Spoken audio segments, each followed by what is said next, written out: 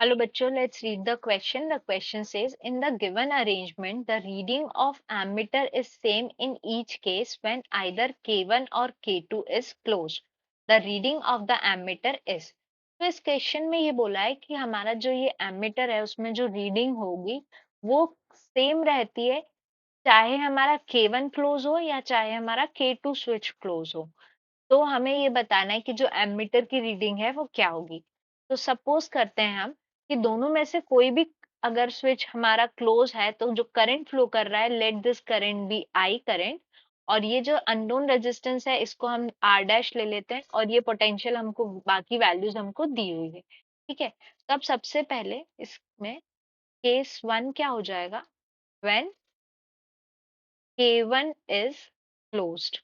ठीक है, हमने K1 को क्लोज कर दिया तो हमारा जो करंट हो जाएगा I, ये किस लूप में फ्लो करेगा, ये ऐसे फ्लो कर रहा है हमारा करंट। ठीक है, तो I क्या हो जाएगा, I इज इक्वल्स टू, ये ऑपोजिट पोलैरिटीज में है दोनों, तो अगर इसको हम लिखेंगे, ये हो गया E1 minus V divided by total current कितना हो गया इस लूप में, टोटल रेजिस्टेंस हो गया R डैश, ये हो गया हमारा फर्स्ट।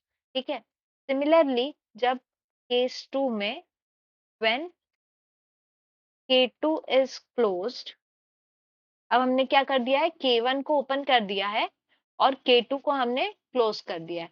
ये K2 को हमने क्लोज कर दिया, तो अब हमारा करंट कैसे फ्लो करेगा, ये इस लूप में फ्लो करेगा। ठीक है, और करंट की वैल्यू लेकिन सेम ही रहेगी आई, क्योंकि ये क्वेश्चन में कंडीशन दी हुई है। तो आई इज इक्वल्स टू, यहाँ पर भी ये ऑपोजिट पोलैरिटी में है तो इसको हम लिख सकते हैं E2 minus V divided by total resistance, resistance कितना हो गया R प्लस R डैश, ये हो गया सेकेंड। तो यहाँ से हम फ्रॉम 1 and 2 क्या लिख सकते हैं, फ्रॉम 1 and 2 हमें क्या मिला, I is equals to E1 minus V divided by R dash is equals to E2 minus V divided by R plus R dash. ठीक है, अब एक ये मैथमेटिकल प्रॉपर्टी होती है फ्रैक्शन की, अगर हमारे पास कोई वैल्यू है k, this is equals to a by b is equals to c by d, then k is equals to a minus of minus c divided by b minus D.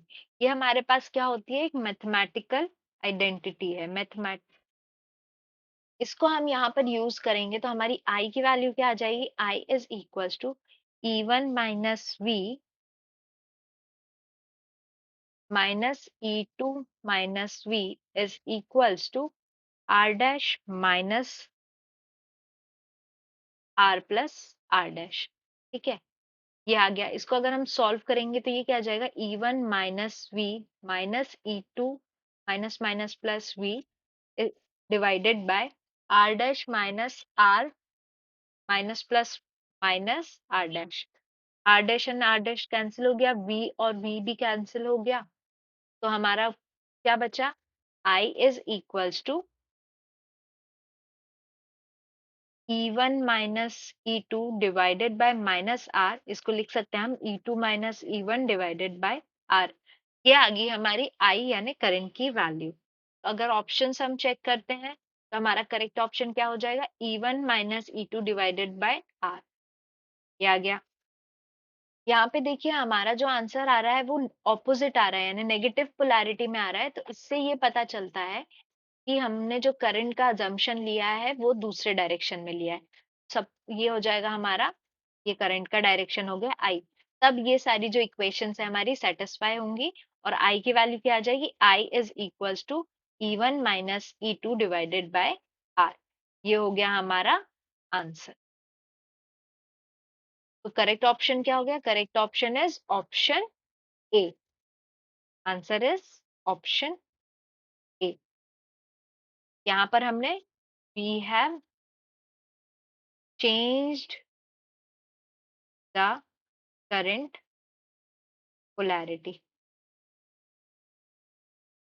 ठीक है, यहाँ पे आप कंफ्यूज मत होना, इसको हम सब लिख देते हैं यहाँ पे माइनस आई से।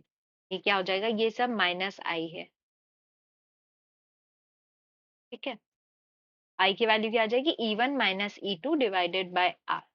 This is the correct answer. I hope you understood the question well. Best of luck.